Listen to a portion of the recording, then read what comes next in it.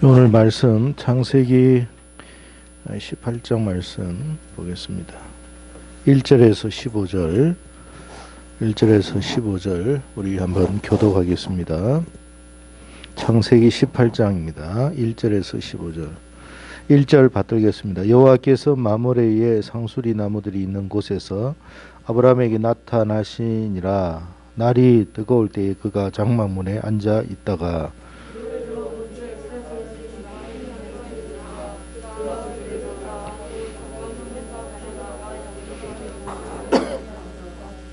이르되 내 주여 내가 주께 은혜를 입었사오면 원하건 내 종을 떠나 지나가지 마시옵고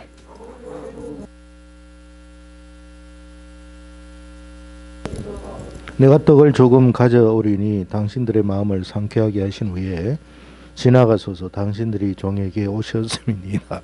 그들이 이르되 내 말대로 그리하라.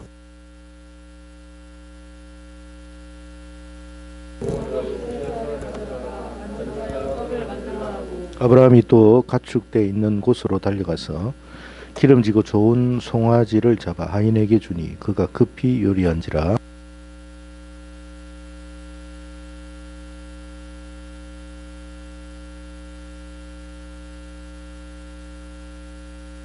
그들이 아브라함에게 이르되 내 아내 사라가 어디 있느냐. 대답하되 장막에 있나이다.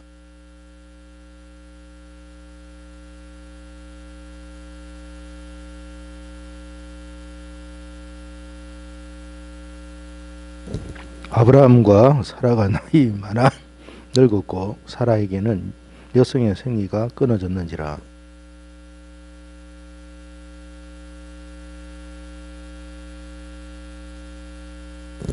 여호와께서 아브라함에게 이르시되 사라가 왜 웃으며 이르기를 내가 늙었거늘 어떻게 아들을 낳으리요 하느냐.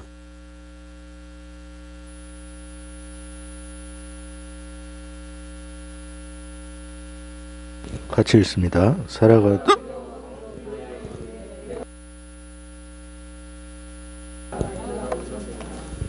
아멘.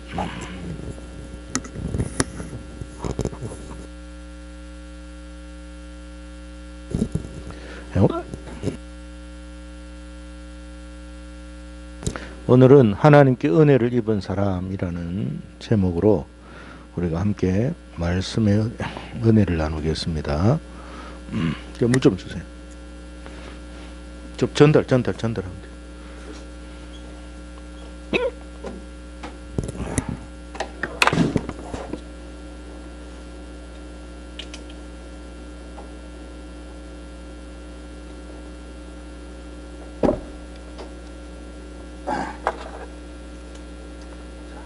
알겠습니다.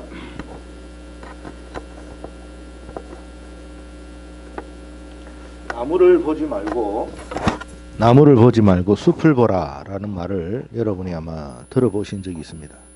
이 무슨 뜻인 것 같아요. 뭐 여러 해석을 할 수 있는데 누가 한번 어떤 의미로 이야기를 했는지 어떤 상황에서 이 말이 다양하게 해석될 수 있습니다. 그러나 일반적으로 우리가 이 나무를 보지 말고 숲을 보라는 의미 속에는 어떤 게 있을 것 같아요? 네, 말씀해 보세요. 네.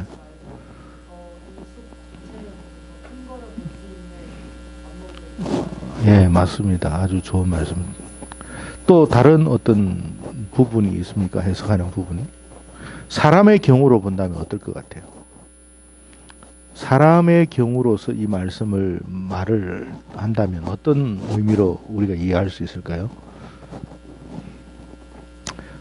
그 사람의 한 부분만 보지 말고 그 사람의 어떤 전체를 한번 볼 수 있었으면 좋겠다.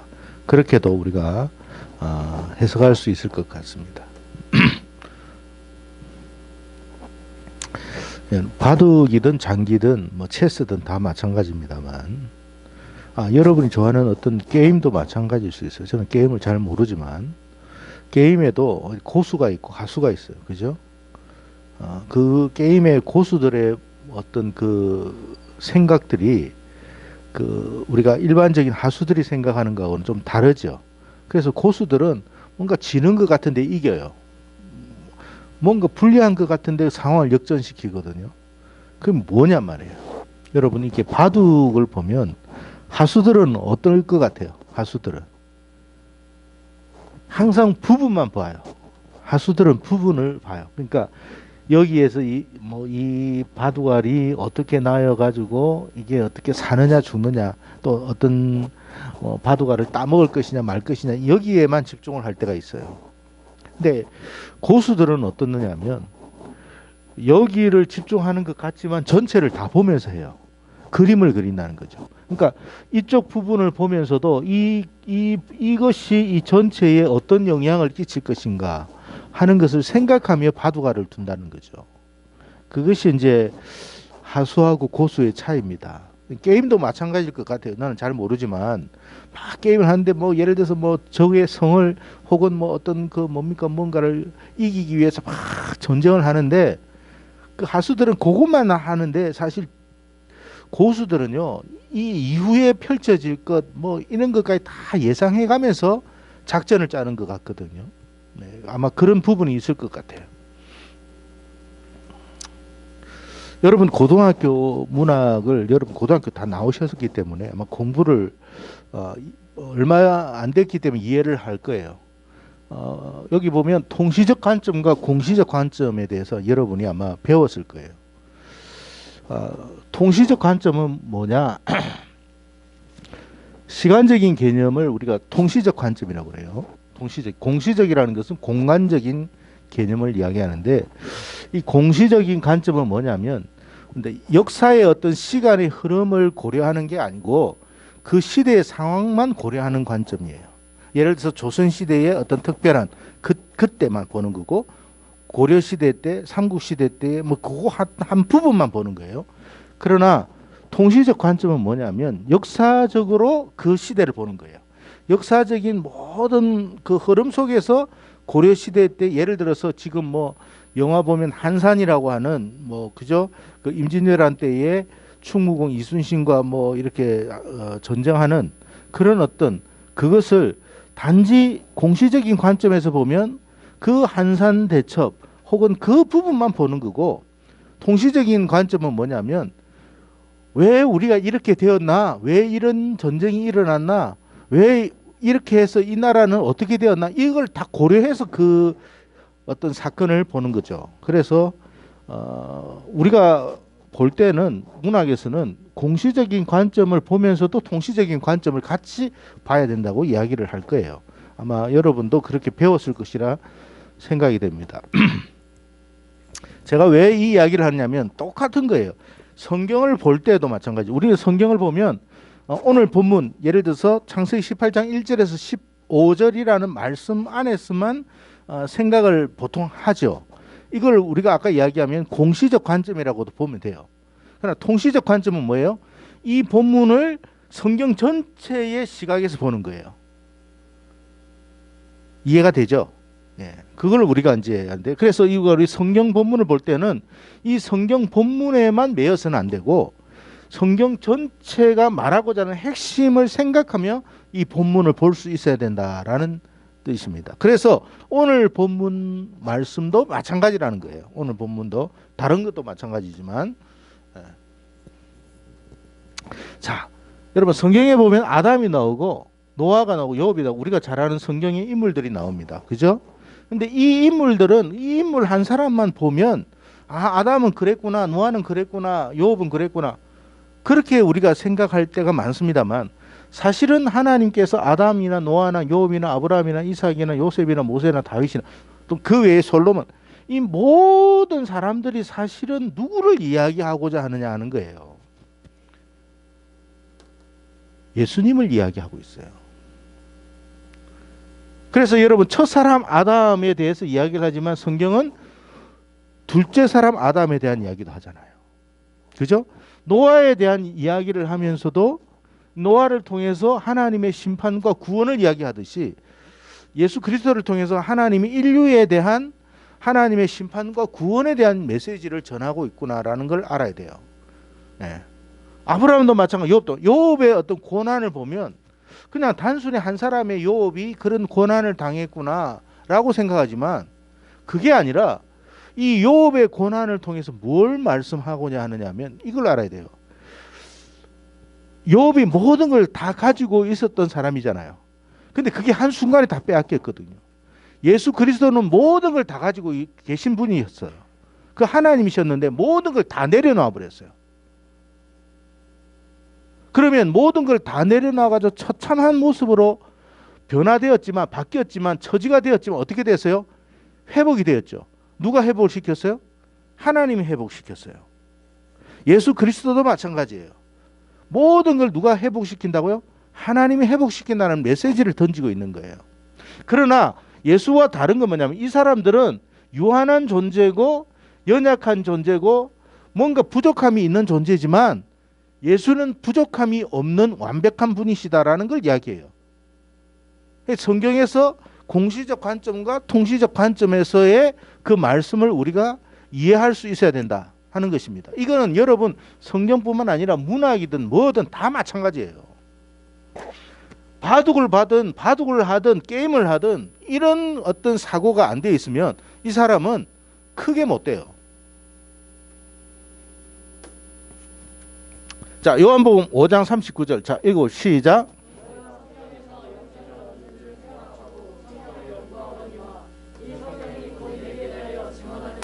제가 조금 전에 아브라함, 뭐 이삭, 야곱, 뭐 아담, 뭐 다 이야기했죠. 결국에는 이 모든 것은 누구를 이야기한다고요? 네. 내게 대하여 증언하는 것이다. 그러니까 결국에는 예수님에 대한 말씀을 하기 위해서 이 사람들이 다 등장하고 있는 거예요. 자, 오늘 본문으로 돌아가서 오늘 본문의 내용이 뭐냐? 이걸 여러분 알아야 돼요. 이 오늘 본문의 내용을 보면 오늘 본문이 그냥 그런 거구나 이렇게만 이야기하면 우리가 깨닫는 것은 요거밖에 안 돼요. 그러나 이 본문이 말하고자 하는 궁극적인 것은 지금 우리에게 주시는 메시지거든요. 도대체 이게 뭐냐라는 거죠. 읽어봅시다. 시작.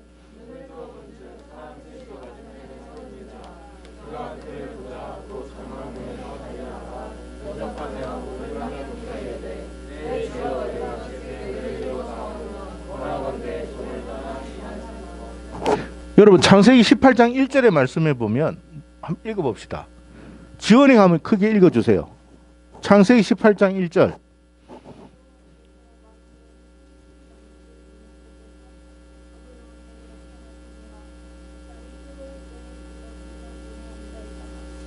여기 보니까 분명히 여호와께서 아브라함에게 나타나셨다고 그랬죠. 그러면서 2절에는 세 사람이 맞은편에 있었다고 그랬죠. 그러면 이 세 사람 중에 한 분은 누구라는 거예요? 예수님이에요. 자, 여기서 정말 보면 뭐냐면 이 아브라함이 보았다라는 거예요. 보자 곧 뭐 했다고요? 여기에서 메시지의 가장 포인트 되는 단어 영접. 그들을 영접하고 뭐 했다고요? 내가 주께 은혜를 입었사오면 종을 떠나 지나가지 마십시오. 그러니까 아브라함이 굉장히 궁극적으로 보면 아브라함이 여호와를 영접하였다라는 것. 이 영접하는 것이 뭐라고요? 은혜라는 거예요. 은혜.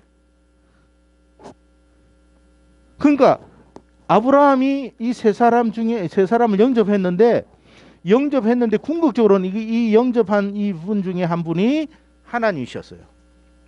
하나님이었는데 이게 큰 은혜죠. 우리가 예수님을 영접하고 우리가 하나님을 모셔드리는 것은 엄청난 축복이고 은혜입니다. 근데 그 영접에 대해서 아브라함이 그 하나님에 대해서 뭐라고 자기를 표현했냐면 종이라고 그랬어요. 종. 자, 돌아갑시다. 다시 한번 봅시다. 자, 9절과 10절인데 자, 읽어 시작.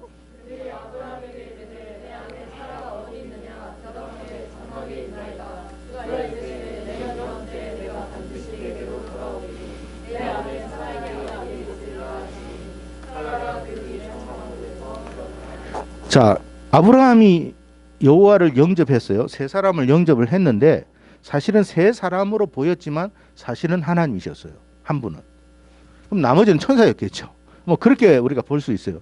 근데 그 중에 한 분이 이야기했겠죠. 여호와가 이야기했죠. 제일 높으신 분이 이야기할 거 아닙니까? 내년 이맘때에 내가 반드시 너에게로 돌아올 것이다.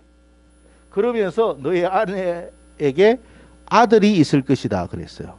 하나님이 돌아오신다. 하나님이 오신다는 거예요. 하나님이 오시니까 아브라함에게 뭐가 생긴다는 거예요?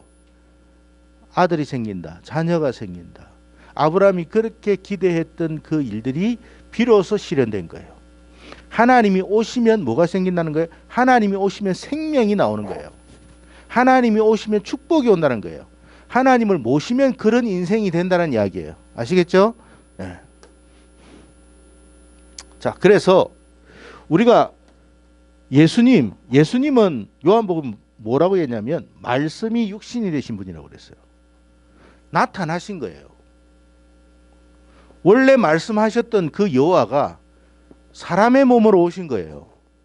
아브라함의 이 사건과 다르지 않아요, 여러분. 아까 내가 공시적인 관점과 통시적인 관점을 보랬죠. 그러니까 아브라함의 사건은 그냥 아브라함의 사건이 아니라 지금 우리에게 어떤 메시지를 던져주느냐를 생각해 보라는 거예요.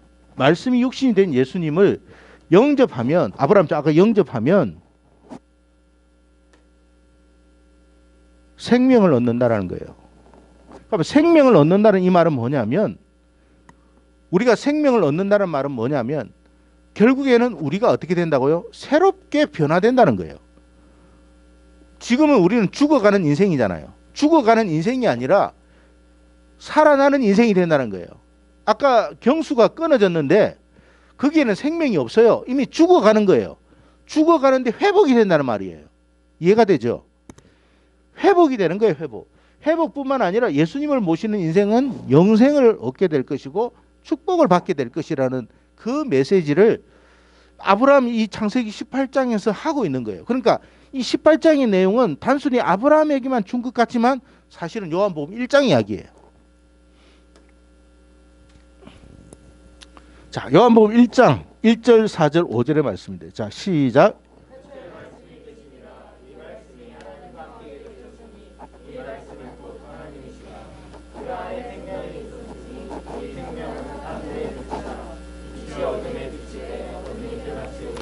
대부분의 사람, 요한이 안타깝게 본 것은 뭐냐면 말씀이 우리 안에 나타나셨고 그 말씀은 뭐라고요? 생명이라고 그랬어요.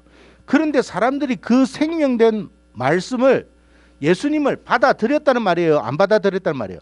안 받아들였다는 이야기예요. 근데 아브라함은 받았어요? 안 받았어요? 받았어요.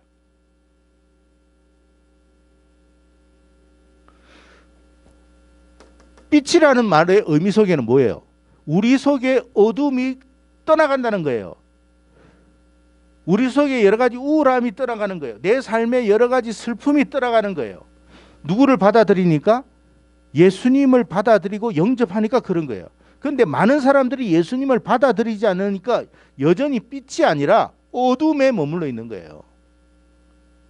만약에 아브라함이 이 세 사람을 영접하지 않았다면 아브라함에게 아들이 생길 일은 사실은 없어요. 아까도 오늘 본문에 보면 내가 내년 이맘때 반드시 올 거라고 그랬어요. 그리고 아들이 있을 거라고 그랬어요. 예수님이 오니까, 하나님이 오니까 뭐가 있어요? 아브라함이 지금까지 고민했던 문제들이 해결되기 시작한 거예요. 자, 계속 읽어봅시다. 14절 시작.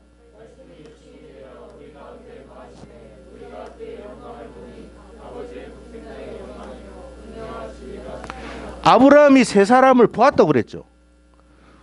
우리도 마찬가지예요. 우리가 예수님을 볼 수 있는 눈을 가져야 돼요. 많은 사람이 그렇지만 예수님을 하나님이라고 보느냐? 안 봅니다. 그냥 일반적인 사람으로 생각해요. 그냥 지나가는 거예요. 그러면 그 세 사람은 지나가겠죠. 아브라함이 세 사람을 봤는데 아브라함이 스톱시키고 제발 오셔가지고 내가 당신에게 좀 대접을 할 수 있도록 해주십시오. 이게 영접이거든요. 영접이라는 의미는 그런 거예요. 영접은 당신은 나의 주인이라는 말이에요. 아시겠죠? 그래서 아브라함이 뭐라고 써요? 그 사람들에게 종이라고 그랬잖아요. 그러면서 자기 집에 있는 온갖 좋은 걸 다 대접합니다. 영접의 의미를 이 말씀 안에서 여러분 잘 들으시기를 바랍니다. 영접했다고 하니까 뭐 그냥 예수님이 영접했어 이게 아니고, 이제 하나님은 나의 하나님이 주인이시고 나는 당신의 종이고 내가 당신을 섬기겠습니다. 내가 당신을 대접할 수 있도록 허락해 주십시오. 이게 영접의 의미예요. 자, 말씀이 육신이 되어 우리 가운데 왔는데 우리가 그 영광을 보았다고 그랬어요. 우리는 누구예요? 여기서 말하는 우리는 누구예요? 1차적으로 누구예요? 요한은 요한. 우리가 1차적으로 요한, 글을 쓴 요한이에요. 또한 우리는 또 누구예요? 제자들이에요. 우리가 그 영광을 보았다고 그랬잖아요. 바리새인들이나 서기관들은 예수님을 보았지만 예수님을 못 알아보는 거예요.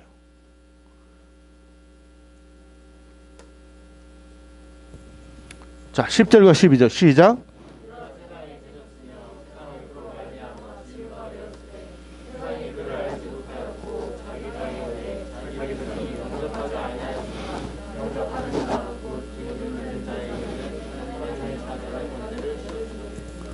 세상은 그를 몰랐다. 그가 누구예요? 예수님이죠. 말씀이 육신이 되어 오신 그를 세상은 모르더라. 심지어 자기 땅에 왔는데 그의 백성, 자기 백성이 뭐 하지 않았다?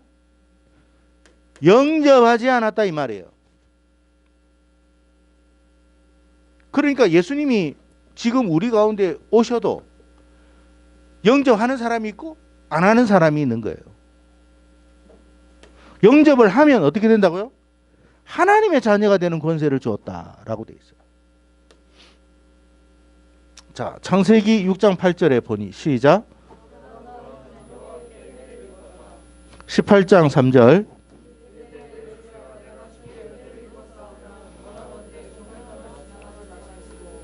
누가복음 1장 30절.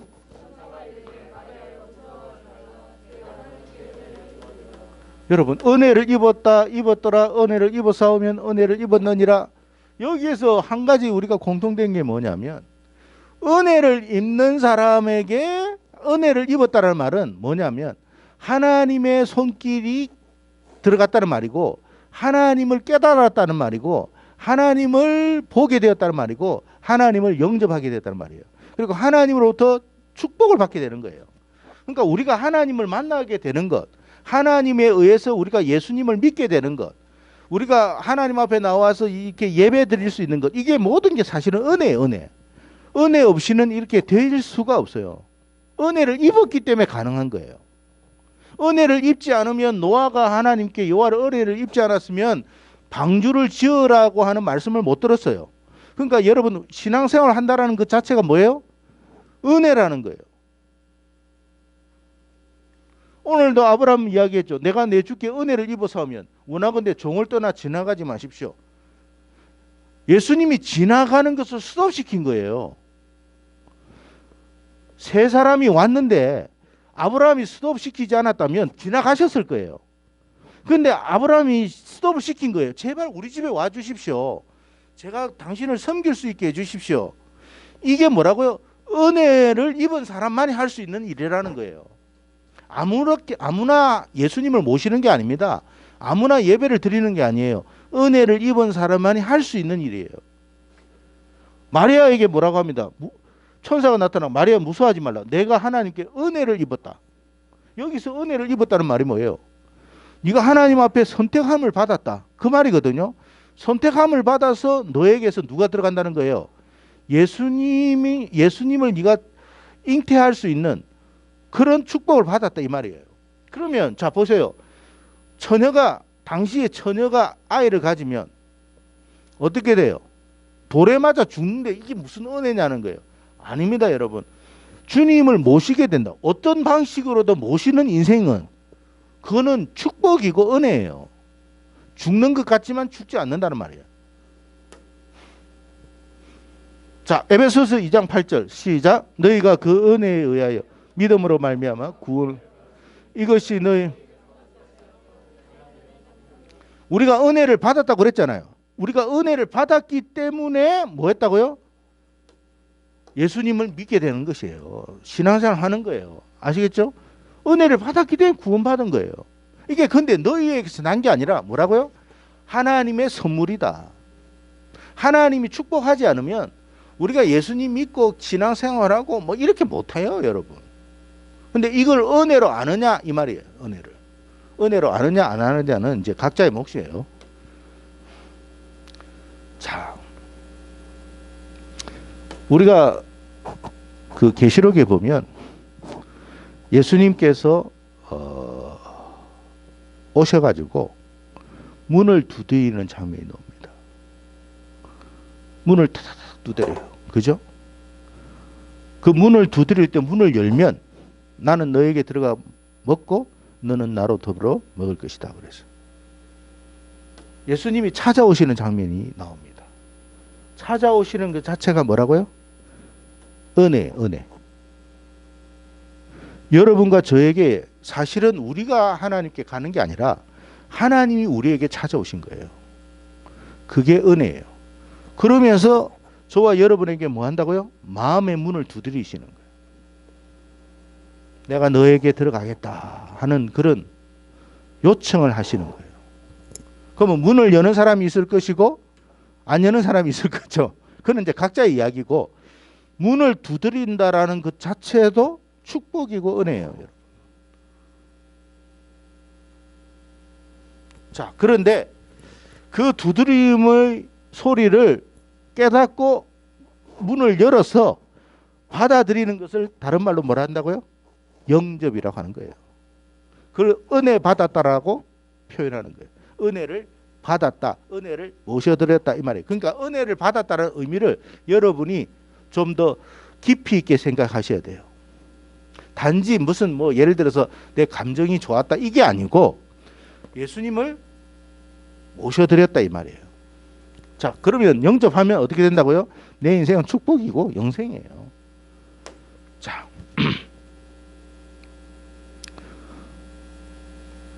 여러분 하나님께서 아까 이야기했죠. 성경은 하나님의 말씀이잖아요. 이 말씀 자체가 우리에게 선포되어지는 것이 여러분 은혜라는 사실을 잊지 않기를 축복합니다. 아무에게나 하나님께서 찾아오는 게 아니에요. 하나님께서 은혜 주신 자에게 주시는 축복이거든요. 그러니까 저와 여러분은 이 자리에 비록 앉아 있어서 몇 명 안 되지만 이것이 하나님이 우리에게 행해 주시는 보여주신 놀라운 은혜라는 것을 알아야 됩니다. 그러나 여기에도 여러 사람들이 있겠죠. 이런 사람들이 있을 거란 말이에요. 그는 은혜를 안 받아들이는 거예요. 여기서 받아들이는 사람도 있고 이 안에 있지만 안 받아들이는 사람, 이건 자기 몫이에요. 그러나 하나님은 은혜를 베풀어 주셨어요. 우리는 그 은혜를 받아들일 줄 알아야 돼. 아브라함에게 나타나셨는데 아브라함이 뭐 지나가든지 말든지 그 나하고 무슨 상관이 있어? 이렇게 해버리면 그는 뭐 끝나는 거예요. 그런데 아브라함이 뭐라 했어요? 이 종의 은혜를 이야기해요. 은혜. 지나가지 말아 달라고 그랬어요. 나에게 와 달라고 그랬어요. 그러니까 은혜를 놓치지 않겠다라고 하는 마음이 아브라함에게 있는 거예요. 여러분과 저에게도 그런 마음이 있기를 바라요. 은혜 사모하는 마음. 자, 성경에 보면 우리가 가지고 있는 이 성경을 그냥 로고스라고 이야기합니다. 이건 하나님의 말씀. 자, 로고스 한번 읽어봅시다. 시작. 객관적이도 영원한 하나님의 말씀, 성경 자체를 로고스라고 이야기해요. 근데 그 로고스가 레마라고 표현될 때도 있어요. 레마라는 뜻은 뭐냐면, 자 봅시다. 시작. 이 말씀을 우리에게 주셔도 반응이 안 되는 사람이 있고 말씀이 꽂히는 사람이 있어요. 꽂혔다라는 말은, 이 말씀이 꽂혔다는 말은 이 로고스의 말씀이 그에게는 레마가 된 거예요. 왜냐하면 이 말씀이 마치 글자가 아니라 하나님의 인격적인 말씀으로, 음성으로 나에게 들린 거예요. 그거를 레마라고 하는 거예요. 레마. 자, 이렇게 말씀을 레마라고 하는데, 이건 마치 문을 두드리는 거하고 똑같은 거거든요. 그 문을 열면, 문을 열고 받아들이면 레마가 되는 거예요. 하나님의 말씀이 막 선포되잖아요. 근데 이 로고스가 선포가 되는데 이 선포되는 것이 마치 문을 두드리는 것과 같은 것이고, 여기에서 문을 두드려서 열면 그것은 레마가 되는 거예요. 그러지 않으면 이 말씀은 그냥 객관적이고 영원한 하나님 말씀은 틀림없어요. 이것을 나에게 주신 말씀으로 받아들여야 돼. 그렇게 되면 어떻게 된다고요? 내 삶은 이렇게 되는 거예요. 자, 그래서 여러분, 은혜를 입었다라는 말은 예수님을 영접했다는 말과 같은 것이고, 택함을 입었다는 말과 같은 거예요. 그러니까 하나님의 택함을 입었기 때문에 우리가 예수님을 영접하는 것이고, 그것을 또한 뭐라고요? 다르게 표현하면 은혜를 입었다라고 이야기하는 거예요. 아브라함이 택함을 받았기 때문에 여러분 믿음의 조상이 된 거예요. 하나님이 아브라함을 택했잖아요. 그게 은혜를 입은 거예요. 은혜를 입어가지고 아브라함이 믿음 생활을 하게 되는 거예요. 그죠? 이건 하나님의 축복이에요. 많은 노아의 자손들이 있지만 하나님이 아브라함을 택한 거예요. 그래서 여러분 은혜를 입고 택함을 받고 예를 들어서 예수를 영접한 사람만이 할 수 있는 것이 이렇게 예배 드리는 거거든요. 은혜 안 입으면 이렇게 할 수가 없어요. 자, 그러면 이제 여기서 생각할 게 있어요, 여러분. 택함을 받으면 택함을 받은 사람들은 반드시 하나님을 믿게 돼요, 안 믿게 돼요? 믿습니다. 그 은혜 받았다고 해요. 그죠? 에베소서의 말씀처럼. 근데 성경에는요, 이런 말씀이 있어요. 아니, 그러면 나는 그러면 은혜를 입은 건지 택함을 받았는지 안 받은 사람은 아니야? 이럴 수도 있거든요. 자, 성경에 보면 어떤 이야기들이 있느냐면, 이건 한 배우게 돼요. 여러분, 우리 주님께서 그냥 옆으로 싹 지나갈 때 그 주님을 놓치지 않는 사람이 있어.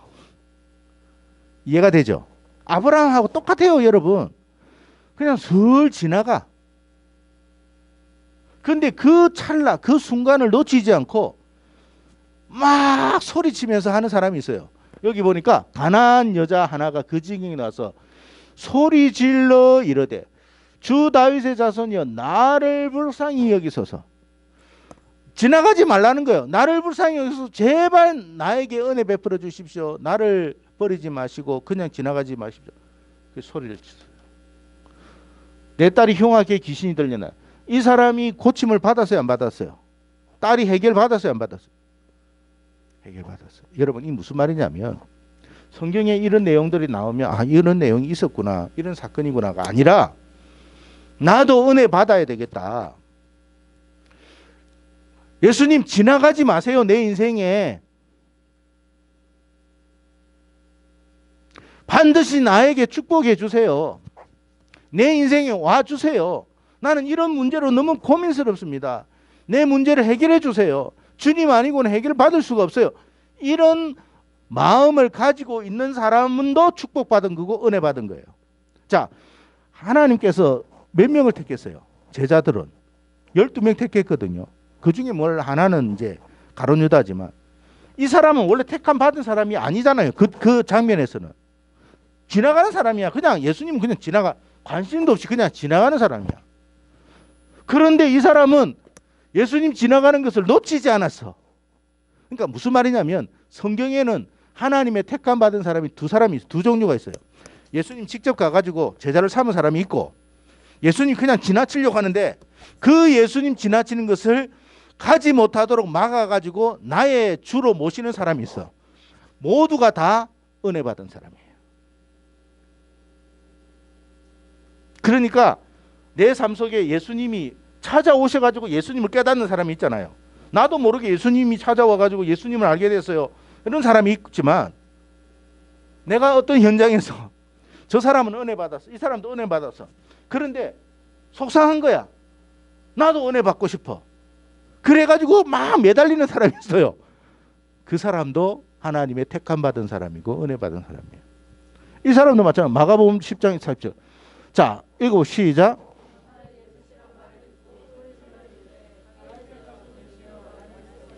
똑같은 말이에요, 여러분. 그러니까 이 장면 하나만 보면, 아까 얘기했죠. 공시적 관점에서 하나만 보면 그냥 이 사건이 불가해요. 그러나 여러분, 통시적 관점에서 본다면 그런 말이 아니라, 나도 내 인생에도 예수님이 지나가지 않도록 해야 되겠구나. 예를 들어서 오늘 이 예배 시간에 나 은혜 받아야 되겠습니다. 나 하나님 축복 받아야 되겠습니다. 내 문제가 너무 복잡합니다. 하나님 내 인생에 와주세요. 제발 와주세요 하고 막 매달리는 사람이 있어요. 심령적으로. 그 사람은 주님이 찾아갑니다. 근데 대부분 어떻게 하느냐? 가버려요. 아시겠어요? 자, 누가복음 18장 38절 시작.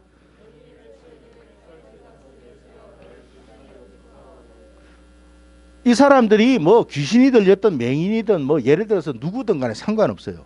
어떤 처지에 있고 어떤 상황에 있고 어떤 삶인지는 관심이 없어요. 중요한 것은 그게 아니에요.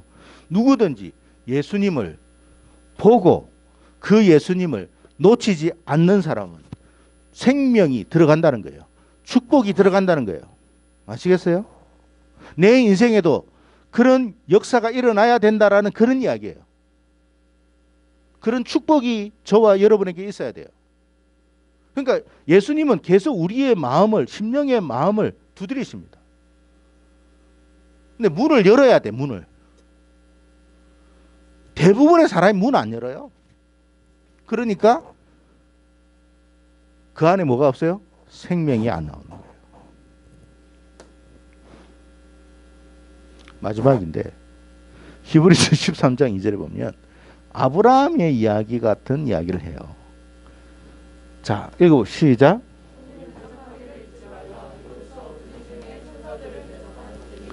아브라함 이야기거든요. 그러면 요 한 사람이 여러분과 접니다. 손님이 누구야? 누구를 손님이라 한 거야? 누군 것 같아요, 여러분? 예? 이 히브리서 말씀 속에서 말하고자 하는 손님은 누굴 것 같아요? 손님 대접하기를 잊지 말라. 이로써 부지 중에 천사들을 대접한 이들이 있었느니라. 누굴 것 같아요? 이 손님은? 히브리서에서 말하는 손님은 순회 전도자예요. 당시의 순회 전도자. 순회 전도자라는 게 뭐예요? 바울처럼, 요한처럼 사도들이 다니면서 말씀을 전했어요. 그런 사람을 영접하는 것은 곧 하나님을 영접하는 것과 같다. 그 속에 뭐가 있다고요? 생명이 들어갈 것이다. 그래서 여러분 이제 참고 말씀 보면 고린도후서 7장 2절 말씀 찾아보세요.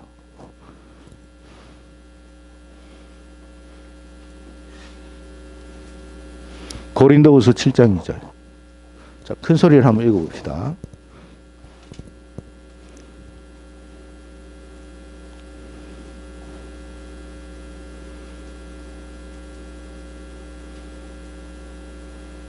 자, 읽어보 시작.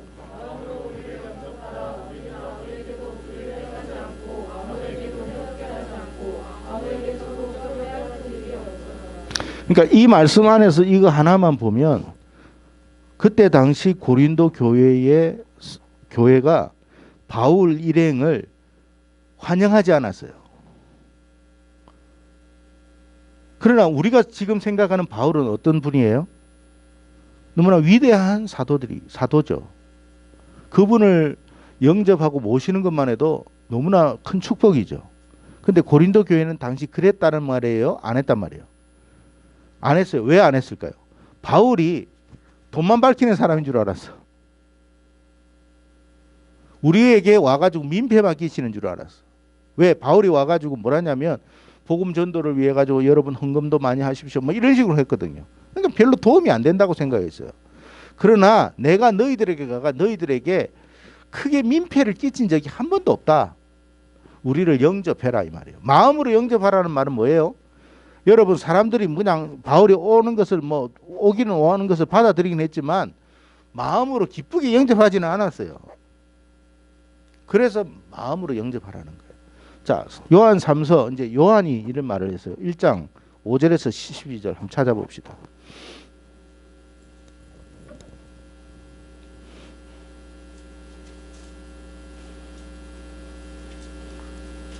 요한 3서입니다. 1장 5절에서 12절. 자, 우리 동혁이가 한번 큰 소리 읽어주세요. 시작.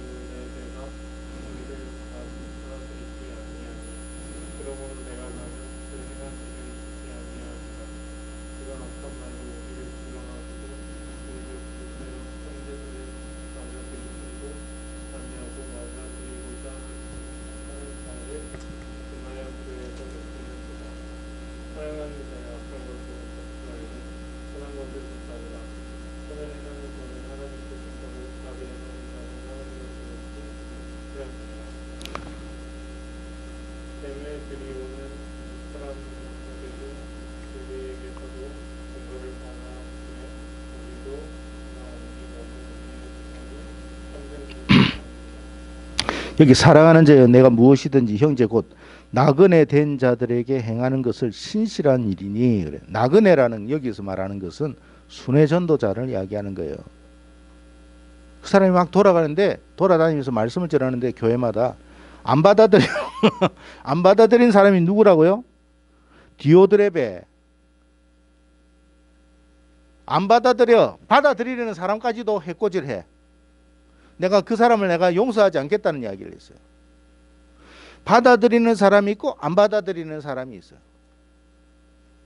여기서 말하고자 하는 여러분 히브리 기자가 말하고자 하는 손님은 하나님의 말씀을 증거하는 사람들을 너희들이 홀대하지 마라. 받아들여라. 그러니까 자 결국에는 히브리 기자가 말하고자 하는 것은 그 사람이라기보다는 누구를 받아들이라는 거예요? 말씀을 받아들여라. 하나님의 말씀을 받아들여라. 말씀을 받아들이는 사람이 뭐라고요? 결국 하나님을 모신 사람이다. 그는 어떻게 된다고요? 복을 받게 된다. 아브라함이나 요한복음 1장이나 요한 여기 여러분 그 뭡니까 서신서들이나 똑같아요. 하나도 다르지 않아요. 그래서 여러분 우리가 하나님의 말씀을 받아들이는 것 자체가 은혜 받은 거예요. 그러니까 말씀을 들어도 별로 말씀이 내 심령에 안 꽂힌다. 결국에는 이 말씀의 은혜를 못 받은 거예요. 그러면 은혜를 못 받은 것은 은혜를 못 받는 게 아니라 그 말씀이 우리 안에 거하지 못하면 여러분 뭐가 없다고요? 생명이 없어요. 축복이 없어요. 결국 누가 손해요? 내가 손해요. 아브라함이 여러분 그 사람을 세 사람을 모셔가지고 소도 잡고 뭐도 하고 다 했어요. 그럼 손해가 이만저만 한 것이 아닌 것 같죠? 아닙니다. 그에게 가장 중요한 뭐가 나왔어요? 이삭이 나왔어요. 그가 그렇게 바라던 자녀가 나왔어요. 누구를 통해서? 사라를 통해서. 사라를 통해서 나온 거예요. 사라는 경수가 끊어졌죠. 더 이상 뭔가가 없어. 안 되는 사람이야. 죽은 사람이에요. 죽은 몸과 같은 사람에게서 생명이 나오도록 하신 거예요. 그러니까 우리에게는 소망이 없지만 하나님이 우리 안에 하나님을 우리가 모시면 뭐가 나온다고요? 소망이 있는 삶으로 바뀐다라는 거예요. 그러니까 그 이야기를 창세기 18장에서 해주고 있어요. 그래서 여러분 성경을 볼 때는 단순히 아브라함의 사건이라고만 보지 마시고 이게 우리에게 주시는 메시지가 뭔가를 잘 새기시기를 바랍니다. 그래서 아브라함이 세 사람을 영접하였듯이 오늘 이 시대에 우리가 예수님을 영접하기만 한다면, 말씀 대신 예수님을 영접하기만 한다면 내 인생도 어떻게 된다고요? 아브라함처럼 된다. 그런 말씀이에요. 여러분의 삶에 그렇게 되기를 바라요. 여러분 고민하는 문제가 한순간에 해결될 거예요. 여러분이 고민하는 모든 문제가 그 예수님을 영접하는 순간부터 해결이 되는 거예요. 그전에는 아무리 노력을 해도 안 돼요. 여러분 예수님을 모시고 여러분의 삶이 그런 아브라함과 같은 축복을 받는 복된 자들이 다 되기를 주의 이름으로 축복합니다. 기도하겠습니다.